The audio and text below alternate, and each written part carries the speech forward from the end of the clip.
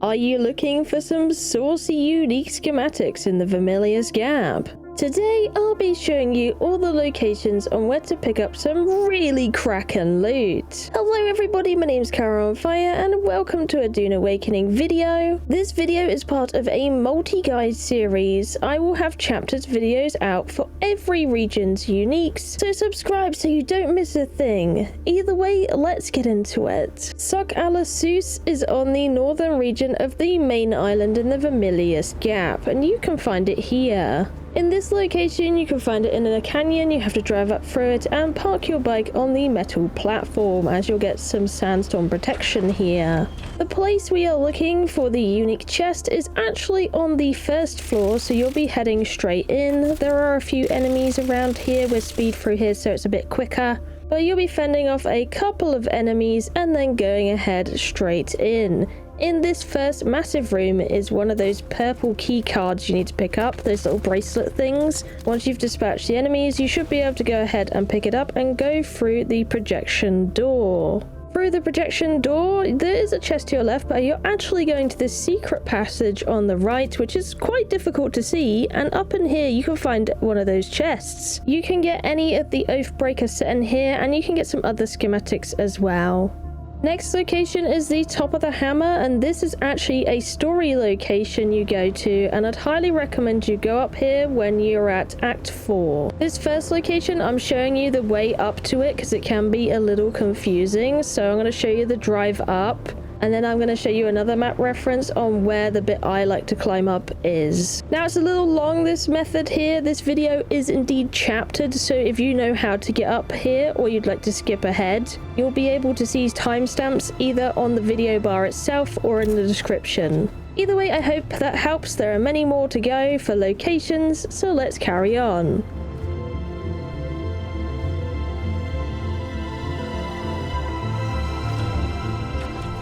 This section will require a lot of climbing, so I highly recommend you refill your water and bring a full liter john, as having a full water bar will allow you to have more stamina for climbing. There is actually a climbing puzzle. You go out and around the stem of the hammer, so you don't have to just raw climb it. There is an actual route to go through.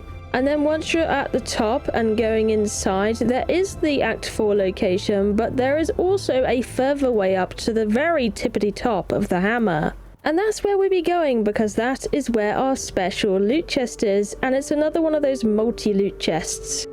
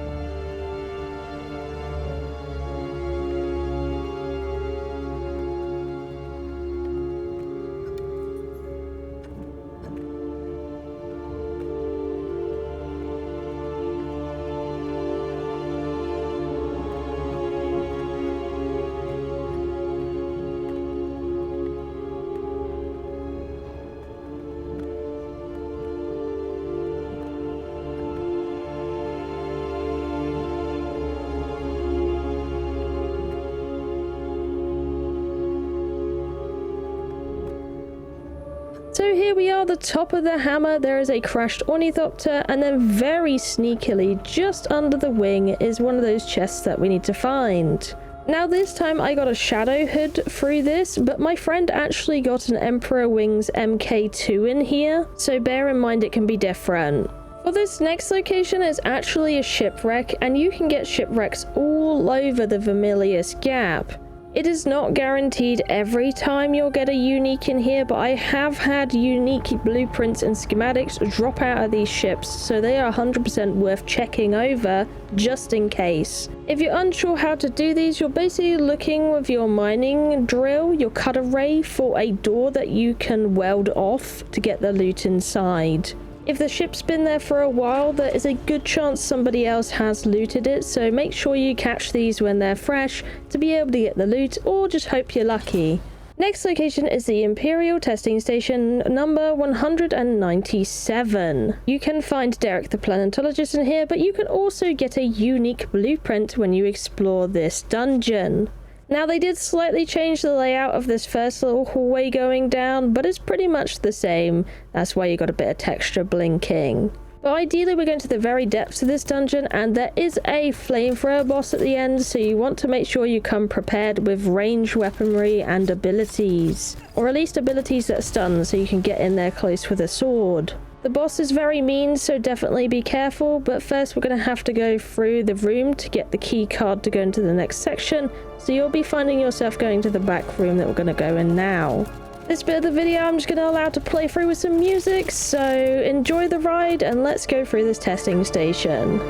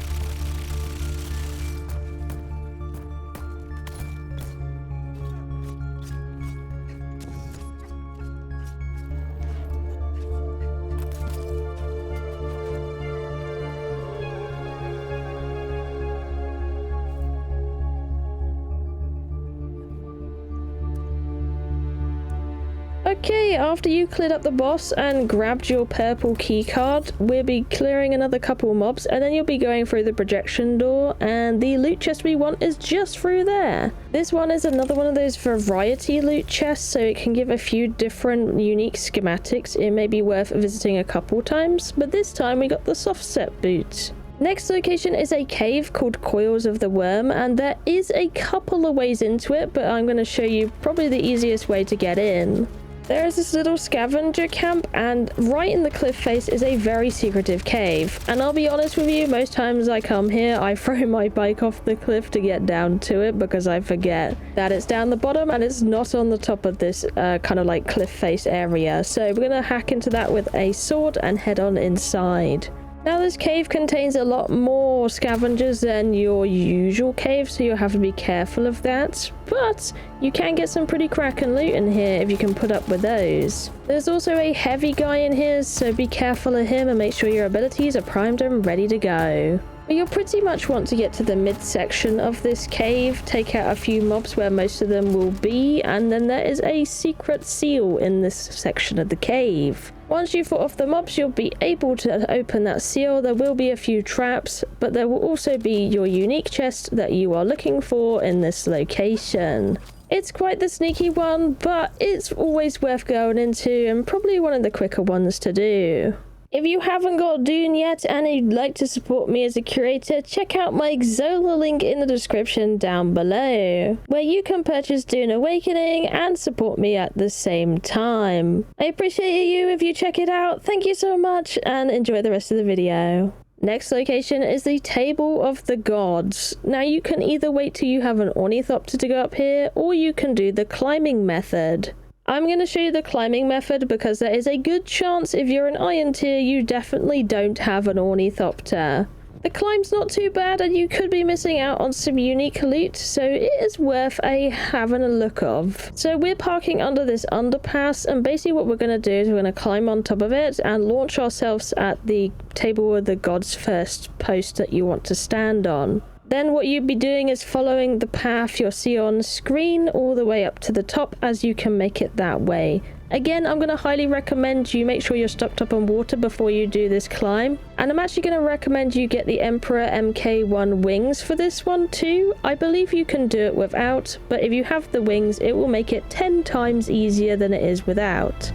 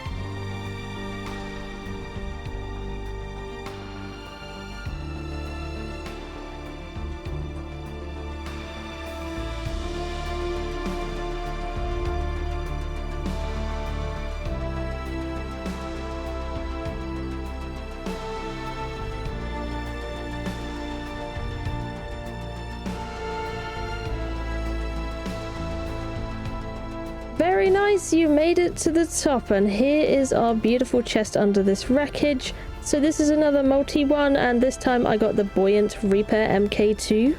But you can get the Wings MK2 and you can get the Haralitajon MK2 in here too, from what I've seen. Next location is Miner's Watch, and you can get a very special type of armor in this one. So it is this big active camp, and often or not they'll be doing warfare in here, so I have found that often or not there will be like two factions battling it out in here, so you may want to be wary of that. But if you can have a crack in here, lots of enemies, it's lots of fun, but ideally we'd be getting to the loot chest, which is in the top room at the far end. So we're just going to clear this out. Once inside, you can grab a bit of water and you can head to the end room where you'll find that sneaky chest. Now you can get 2 uniques in here, so that's very nice. The main bit I do quite like is mendias though, because you can get her whole set of unique armor in here. Next location is the Northwest Ironworks, not to be confused with the one up the top. It is the one you have to climb up a cliff face to get to. So I'm just going to go from this wheel location as a reference, and you're going to see is the one that is very high up. So it doesn't have the staircase to it. You're going to have to go up this rock face right here. Now there will be enemies here, so you need to be careful of that. But our loot we're looking for is pretty much up in the top room where you'll find like fabricators and stuff like that. So you should be able to pick up some like iron and some extra components while you're here.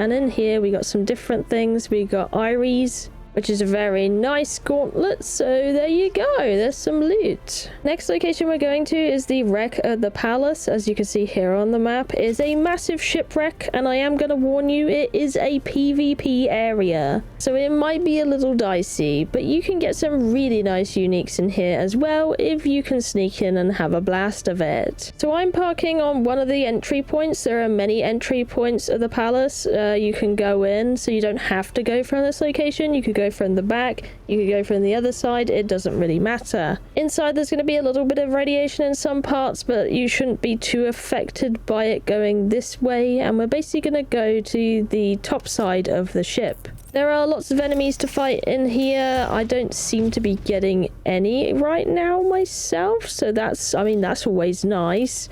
We're going to have to pick up our key card first, which is up in the top of this like upstairs area. Do bear in mind the loot in here, because it is a PvP zone, it is not individual loot, it is shared. So if you pick everything out of a chest, the friend that is with you will not get anything. So make sure to share it around, or you could do dodgy business as well. It's not really my my thing, but yeah, go ahead and loot, have some fun in there, and hopefully you'll get some really nice uniques. So we're here at the chest, and you can see I've actually gotten a really nice unique weapon called the Legion Tattoo. You can actually get some really nice stuff in here, so it is worth the risk. Next location doesn't really have a name, but I call it the radiation zone, and you should be able to go into it for at least a little bit without dying. There is a nice little chest hidden in the wreck in this place where you can pick up some really nice blueprints.